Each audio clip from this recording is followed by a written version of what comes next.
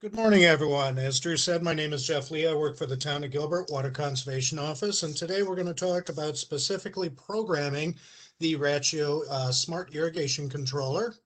So we're going to get you to optimize these to make sure they're doing the best job they can.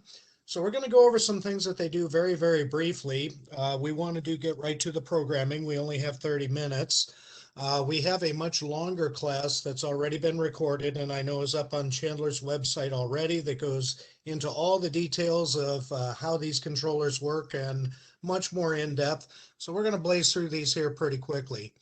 The smart controllers are going to measure the weather every day and they're going to automatically adjust the watering. They're going to adjust when they water, and that's an important factor with the Rachio controller. Some of your lower end smart controllers only adjust the run times and they don't adjust how often they water. So the Rachio is a really great choice for us because we do water all year round. And they do it for every single station. It's important to remember that that's all they do. They don't do anything else. They're not going to fix a poorly designed irrigation system. Your sprinkler heads aren't located properly. You've got high pressure, things like that. You don't have enough emitters out there. They're not going to fix poorly installed systems. They're also not going to fix poorly maintained systems. So if you're not using good pressure compensating emitters, you don't have enough emitters around your trees, the smart controller can't do anything about that. So how do they do this? You're going to tell it where it is so it knows what the weather is. You're going to tell it what it's watering for each individual station for its plant type, whether it's grass, shrubs, trees, low water use, high water use. You're going to tell it how you're watering it. Rachio refers to this as your sprinkler type. Are you using spray heads on your grass? Are you using the rotary nozzles? Are you using drip irrigation, things like that? So it knows how quickly the water's being applied. And you're going to tell it how deep to water. So you're going to tell it how deep that root system is, so then it knows how long to water and then how often to water. You're also going to tell it the soil type so it knows how much water that soil holds. Different soils hold different amounts of water.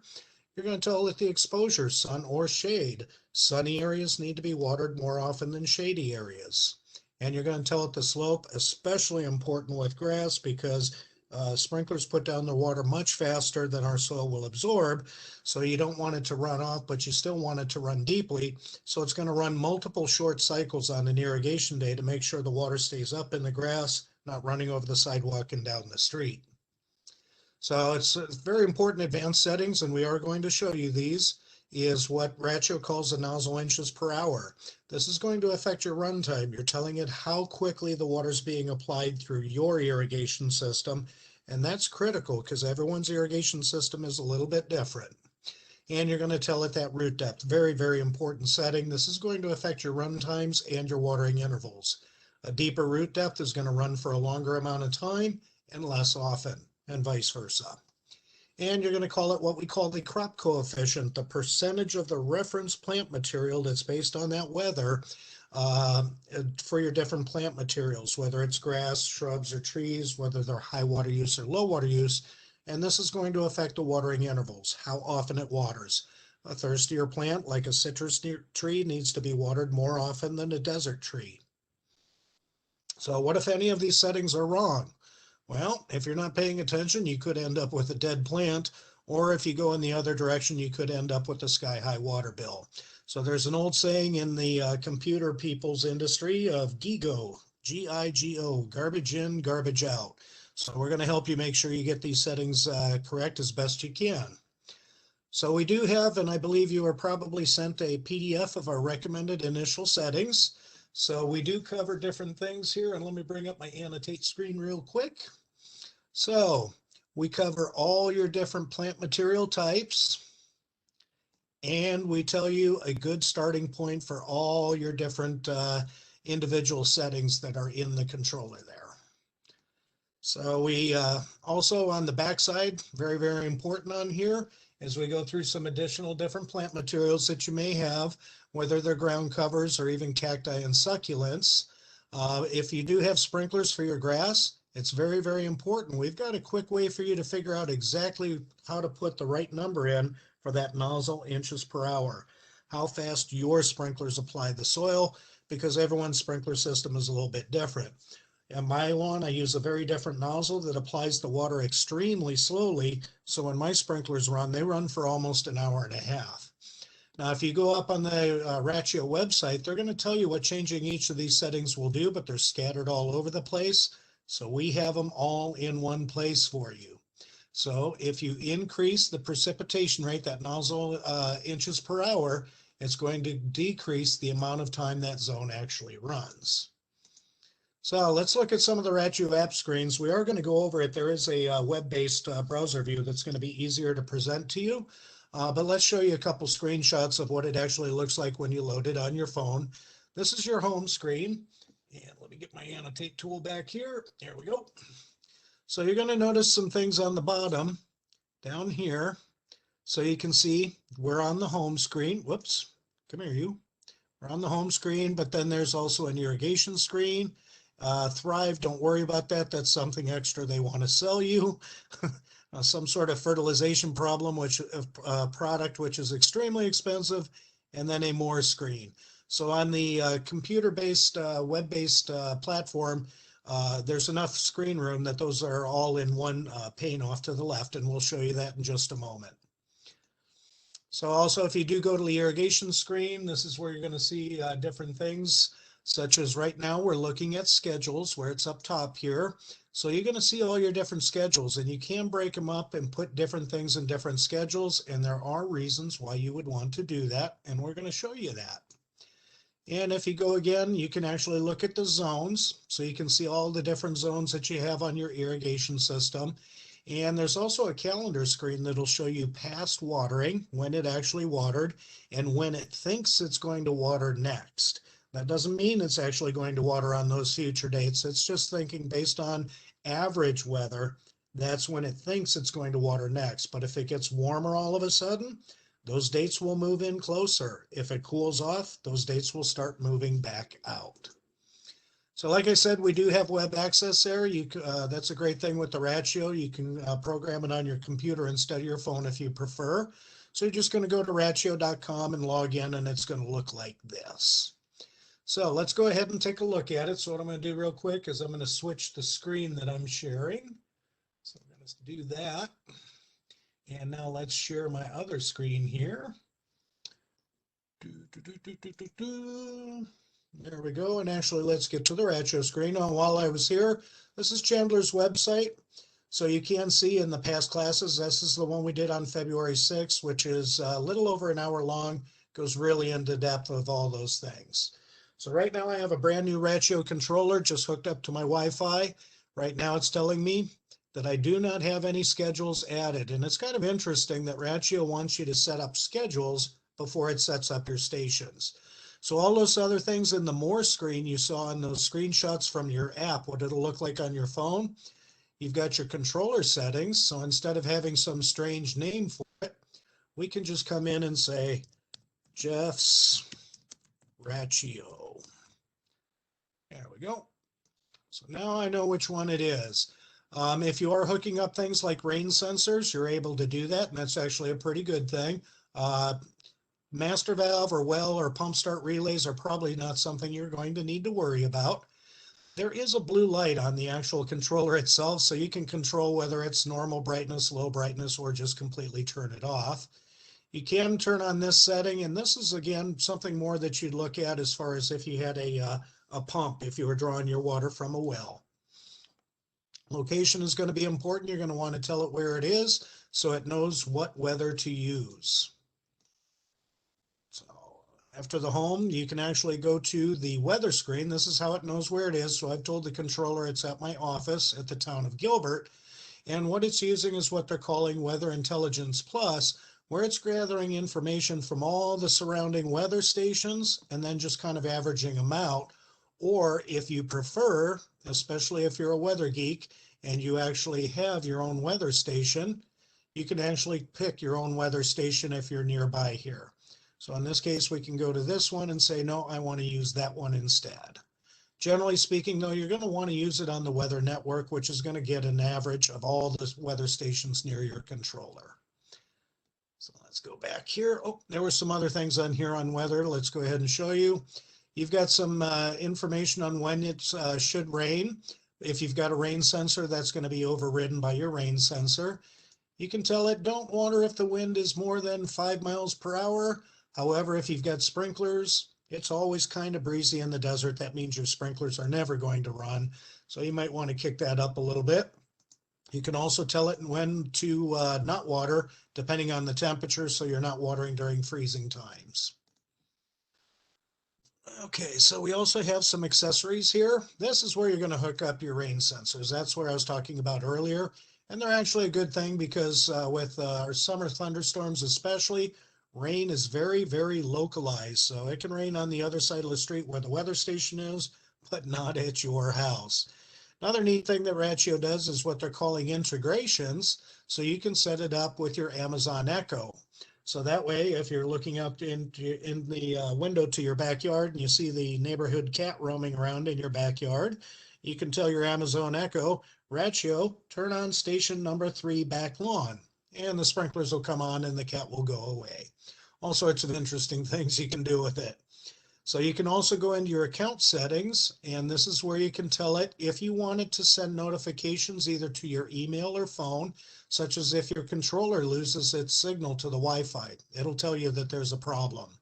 It can tell you if there's a fault on a zone, like you've got a bad wire connection, things like that.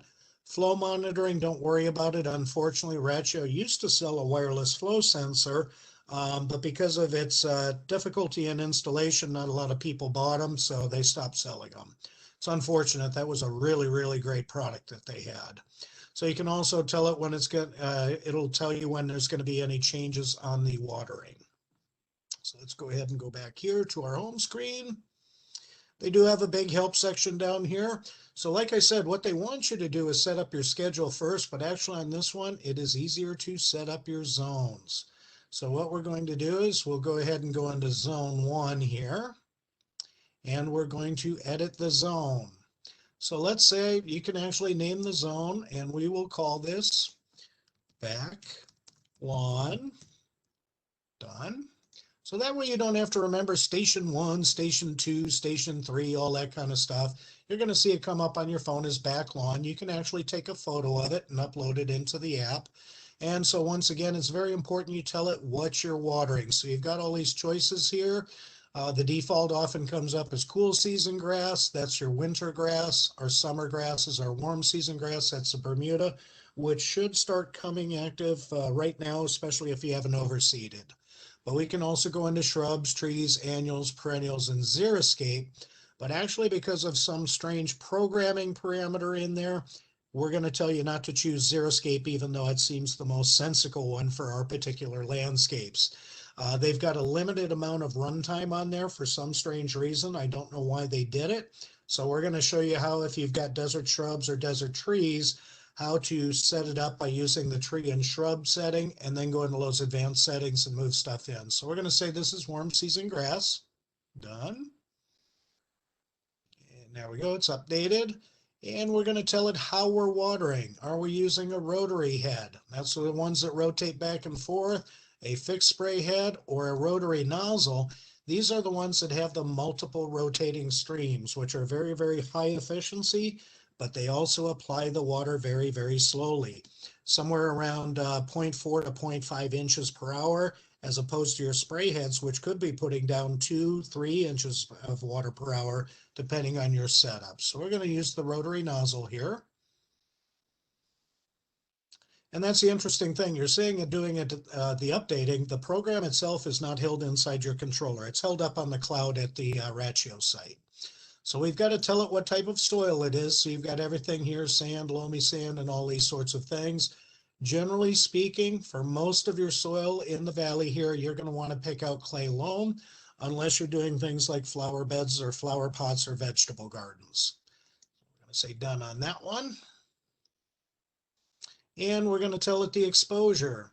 Do we have lots of sun? Do we have some shade? Do we have lots of shade? Do we have mostly shade? Actually, if it's a warm season grass and you're picking mostly shade, you're not growing grass anyway, because our Bermuda grass does not grow in the shade. So we're going to say lots of sun. It's in a nice sunny spot. And then we're going to tell it the slope. So they've got kind of little angles here to show you kind of a way to do it. And we're going to say these are on a moderate slope. So what that's going to do is if it gets to a point where the top of the soil is too saturated, it's going to actually break the full runtime up into multiple shorter cycles. So the advanced screen is somewhere you do want to go for some particular settings. Don't worry about the area. It's actually trying to do some backwards calculation and guess how much water is actually being used. It doesn't work. This available water, that's selected automatically based on the soil type you picked out, so you're going to leave that alone. But root depth is very, very important. For some reason, this is at 9.84 inches. So for your Bermuda grass, you're going to want to pick on average 8 inches of depth. So that's going to set it up. So in the summertime, your grass will probably only be watering every 2 to 3 days, which is where you want it. The allowed depletion, leave that alone. The efficiency, it's guessing what it is based on industry standards for the nozzle type you selected. But this one's kind of important, and I don't know why they're doing this. And that's another thing, is we recommend 60% for your Bermuda grass. But the nozzle inches per hour is another key one, and that's where we do recommend you do that little catch can test. We've got a very simple way to do it, because it's picked the default for that type of sprinkler is 0.7 inches per hour, but I happen to know that my sprinklers only put out 0.51 inches per hour. That means if I left it at that default 0.7 inches, it would think the sprinklers are applying the water faster than they really are, and my grass would get underwatered. So we're going to say done on that. Okay, real quick, we'll program in a shrub zone here for desert shrubs. So we'll go into edit, and we're not going to mess with a bunch of this stuff. Now for desert shrubs, like I said, don't pick xeriscape because they're strange decision to limit that runtime. Drip irrigation should run for a long time. So we're going to pick shrubs. And let's see, we're going to pick emitter. That's what we want. The drip line setting is for those areas where you have pre-installed drip emitters like every 8 inches or so. Not commonly used in Arizona. So what you're going to pick is emitter. Those are those single point emitters that we use. And we're going to leave it at clay loam. We're going to leave it at lots of sun. We'll leave it at flat, but again, we're going to go to that advanced screen. So again, don't worry about area, don't worry about that. Now for shrubs, it thinks it's about 15.75 inches, which is kind of close. We recommend shrubs get watered about 18 to 24 inches deep. However, in watching these controllers on how they operate, we actually do get these controllers when they come out. We put in the programming parameters that we think they should be. And what happens is when we do that, those desert shrubs only get watered about 9 times a year. So what we're going to do to make it water a little bit more often is we're going to set that to 12 inches. So that means in the middle of summer, you're probably going to be watering your desert shrubs at about every 7 to 10 days or so. The efficiency is very high on drip irrigation, assuming you're using good high quality emitters. And when we picked out normal shrubs, it went to a crop coefficient, that percentage of the thirstiest plant in the region, to 50%. But if you read our cheat sheet, that should be 30% for our desert shrubs. That's a good starting point. And if you're using 1 gallon per hour emitters, you're going to change this to 0.3. If you're using 2 gallon per hour emitters, you're going to change that to 0.4, and that's based on our observations on how long these controllers actually run with these settings. Now, if you're using those non-pressure compensating emitters like flag emitters, or worse even than that, as those adjustable micro bubblers, people call them adjustable emitters. Those are really just for things like flower pots, flower beds, and vegetable gardens. If you're using those, you have absolutely no idea how fast that water is coming out of each individual one, and you've got different amounts coming out of each one. So our recommendation is get those changed out to high quality pressure compensating emitters. They only cost a few pennies more each than your cheap non-pressure compensating emitters. So we're going to say done on that. Now, if you had a situation where you had a one valve wonder where you've got shrubs and trees on the same zone, what you're going to do is pick a happy medium on that root depth between where you would set it for shrubs and where you would set it for trees, and then you're going to monitor the landscape and make sure it's okay. So we're just going to do these 2 zones because we don't have much time here. So now what we're going to do is select a schedule. So we're going to add a schedule, and we can add just one schedule and put every station in it. That doesn't mean the stations are going to water on the same days, because remember, this controller is monitoring the weather based on those settings for each individual zone. However, if you do have grass and then you also have drip, we actually recommend you do put in a specific schedule for grass and then one for your drip. Now, out of your choices here, this is a fixed schedule. That means your controller, your super good smart controller, is going to run just the same as a standard dumb controller. Don't use that. Flex monthly only changes the schedule once a month. The one that you want is Flex daily. This is the one that measures the weather every single day. Oh, I did not rename zone 2, did I? That's all right. I'll remember what it is. You can change that to desert shrubs. We're going to take that out, and we're going to say only zone number 1, or back lawn, is actually in the schedule. And we're going to call this Smart Lawn Schedule, so you know which one is which. And we're going to tell it can water any day it wants. Or you can tell it specific days where I can say there are certain days you do not want it to water, but generally you're going to want to pick any day so it can water when it truly needs to. So you've got some choices here, and what you may want to do is set this to start at a specific time, and we're going to change this to midnight because we want to water our grass in the middle of the night, because that way we're losing less water to evaporation. So you can set up start dates and end dates for this. So this is very important. We do have instructions at the Town of Gilbert website for next fall, if you are going to do some overseeding, to put in a temporary germination schedule, and then you'll tell it when to end and actually start up on your regular schedule. So we're going to say start now. Don't worry about it. Smart cycle we want to do. You can do manual cycle and soak if you notice it is still running off. The calculations didn't work out quite right. Definitely don't do no cycle and soak on your grass. And we're going to say free skip and wind skip. Those are perfectly fine. Those are based on those settings I showed you earlier. So it's going to give you some guesstimated times on how often it's watering. Look at that, 1 hour and 47 minutes for sprinklers. But remember, these are applying the water. The particular nozzles I picked out are applying the water very, very slowly. If we picked out a spray system, that would probably be more like about 15 to 20 minutes. There we go. So now we've got our schedule created. Yay! So let's go back to schedules, and we're going to add another schedule for our drip. We're going to do Flex Daily, and we're going to put in Zone 2 only. So let's get rid of those guys. Next. And we're going to call this Smart Shrub Schedule. You can put trees and shrubs in the same schedule, and you can say a Smart Drip Schedule, something like that. Remember, it does measure the weather and make adjustments for each individual station. We're going to tell it to water any day.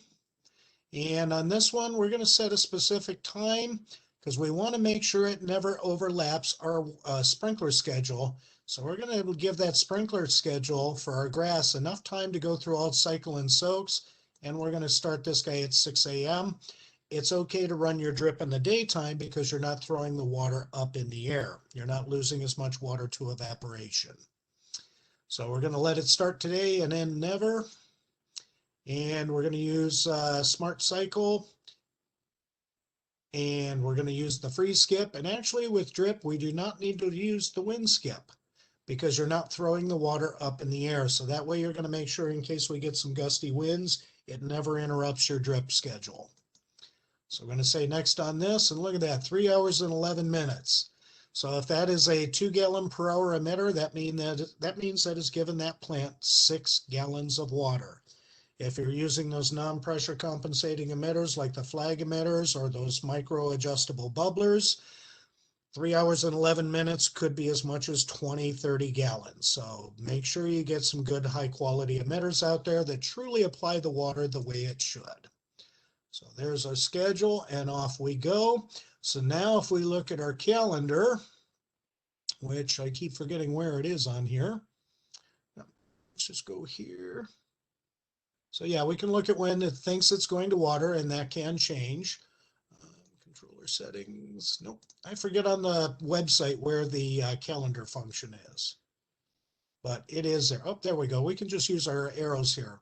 So right now it thinks it's going to water it's probably going to water everything tomorrow because it assumes nothing has ever been watered. But then it's not going to water again until the 25th, and that'll be the grass.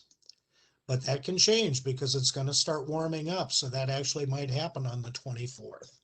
So let's go through our last couple slides here. Let's do a stop share. And let's do a share video and go back to our PowerPoint presentation. There we go. Okay, so what are you going to do after you program this controller? Pay attention and watch the landscape, because we put in some settings where we think they are the best, but they might need to be adjusted and gone back and tweaked a little bit. So look for stress out there. So is this an issue with the settings you put in, or is it the hardware of your irrigation system? Because now your controller's watering as if you had an efficient system, and if you don't, you're going to see some stress. Don't trick a smart controller into overwatering your yard because you have a poor irrigation system as far as its efficiency goes. Fix the efficiency problem. Get those heads located correctly. Use pressure regulating heads. Use pressure compensating emitters and the right number of emitters. Look for overwatering, squishy turf, soggy plants, and then go ahead and go in there and fine tune the settings. So do we have any questions today?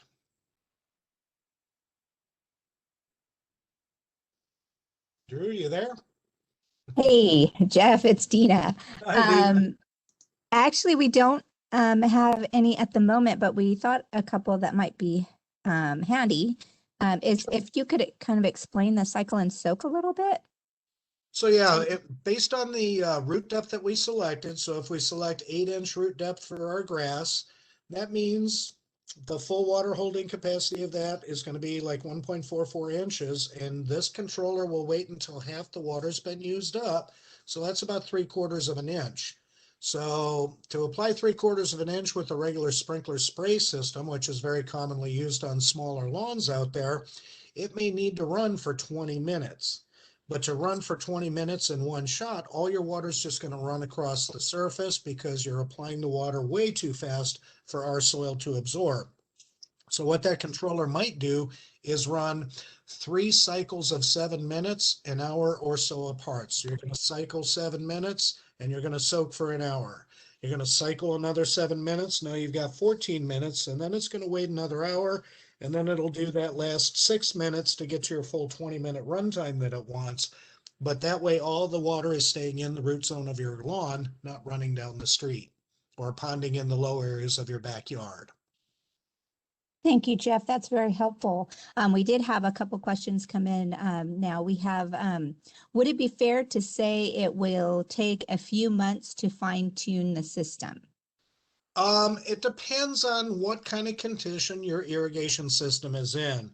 And that's why we did the sprinkler maintenance, troubleshooting, and repair, and we did the drip maintenance, troubleshooting, and repair classes. So if you go look at those, you're going to be able to look and see maybe where you have some issues and some of the things you can take care of. If you just have a few minor problems with your settings, you've got a couple incorrect nozzles on your sprinkler heads, it's not going to be that big of a deal. Depending on how big your yard is, there is one advantage of those flag emitters, is that they're always installed at the end of the spaghetti lines, that little 1/4-inch tubing coming out of the ground. They're always above ground, so they're very easy to replace with the proper emitters just by snipping them off and putting on your new emitters. Those are running about 40 cents a piece for good quality pressure compensating emitters. If your system is in absolutely horrible shape, you might require a little bit more of an overhaul. You can temporarily fine tune the controller to compensate for that, but really, unless you fix those problems, you're not going to get the full advantage of that smart controller. Thank you, Jeff. That's super helpful. And it's true. I know personally I had that problem. I had a leak within my valving system, and I didn't know that. So when it was running that system for those extended run periods, it was giving me some trouble with excessive water use. So we had to find those problems before we could have it work properly. Another question we had was, what is the recommended emitter size for shrubs and trees? Rather than go into a long description on that, your best option for getting that information is to get a copy of the Landscape Watering by the Numbers brochure. They've got a table in there that'll tell you based on shrubs or trees, and then the size of the shrubs and trees, the quantity of the emitters you should be having out there, and what size they should be as far as gallons per hour. And Jeff, we did have a question, and I'll just answer this right now. Is there a way to get a copy of the settings? Those were sent out in that email this morning, so you should have a copy of those. Otherwise, you can certainly reach out to our email, conserve@chandleraz.gov, and we'll be happy to get those sent to you. Also, can you explain what is the difference between Rachio and Beehive? They both program using those same types of parameters. There's some slight differences in what they name things, but other than that, they're almost identical as far as how they operate. One thing with the Beehive is you can program it right at the face of the controller like a standard irrigation controller. The unfortunate thing about that is then it is just a dumb controller and it runs that schedule forever until you change it. It defeats the purpose of having a smart controller. So the Beehive is also a great one. It works off the app. They've got some neat features in there as far as how to do a sprinkler catch can test where you enter that information directly into the app itself, and then it does the math for you.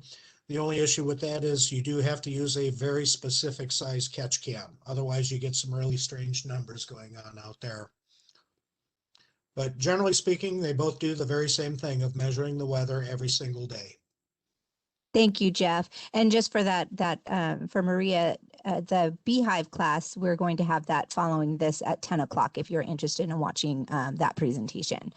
And then let's see, we have someone who is wanting to know what soil selection would you recommend for a raised garden / vegetable garden where they have combined native soil with packaged soil from Lowe's? So yeah, you've got kind of a mixture going on there. So I'd probably start out with something like a loam to a sandy loam to a loamy sand, I believe, are some of the settings on there. Let me grab my phone here real quick, since I don't have the web-based app shared. Come on. Here we go. Let me get my app open here. Give me a sec. Let me look and see what the name of those actual settings are. So let's go to irrigation, turf, edit, and soil type. So yeah, you've got sand, loamy sand, sandy loam, loam, clay loam. So you might want to pick out starting with just the loam setting. And then if it just seems to be watering and getting more saturated, you might want to move to like a loamy sand or a sandy loam. It really depends on what your exact mixture is. Thanks again, Jeff. Let's see. One other question that we had was, if I mow my lawn low, will I need to apply water more frequently? Yes, the shorter you mow your grass, the more often you're going to have to water it. So what you're going to change on your settings to account for that is the root depth. Instead of 8 inches, you might start somewhere like 5 or 6 inches. That means the controller is going to water a little bit less runtime and more often than if the root zone was deeper. It's a personal choice if you really want the grass mowed that low, but if you do allow it to grow a little bit taller, you can water less water more water less often, and it actually the grass actually uses less water that way. Perfect. Thank you. I think that is all of the questions that we have for now. Oh, wait, let's see. We got a few more that just rushed in. With this, will this withstand outdoor weather, or is it better to install it in a shaded area? Well, the controller itself, the Rachio itself, is not in a weatherproof cabinet. It's meant to be mounted indoors. However, they do make a specific cabinet for you to mount it in to put it outdoors. And actually, the Rachio, because it doesn't have that display on the face of it, and it doesn't have the knobs and buttons of a traditional controller, those are typically what really fail on you on your standard irrigation controllers. So I think it is going to be, in that sense, a bit more durable than a standard controller. If you have the option though, just because of the electronics, I would always try and put it in a shadier area rather than a full sun west wall. Perfect. Let's see. We also have, what are your thoughts about the differences between the Rachio and the Hunter Pro HC? The Hunter Pro HC programs, you would put in the information more like a standard irrigation controller where you're going to tell it station by station how long it's supposed to water and how often it's supposed to water in the middle of summer. Even if you're programming it in December, you're going to program it as if it's summer and then it adjusts from there. One difference between the Hunter and the Rachio is the Hunter only adjusts the days between waterings. It does not modify the run time at all. It always runs that full run time. Still better than a standard irrigation controller that doesn't get adjusted often enough, but the Rachio is a little bit more precise based on that weather, where it may run 27 minutes on your grass one day because it was much hotter since the last time it watered, but then if it cools off, not only will it change the days between waterings based on the percentage of water used in that root zone, it may all of a sudden say, well, it's cooler, I only need to water 21 minutes. 6 minutes may not seem like a lot, but some of these sprinkler stations put out 16 or 18 gallons per minute. So just to make it easy, if it were only 10 gallons a minute, 6 minutes less, that's a 60-gallon savings on just one irrigation event. That's great information, Jeff.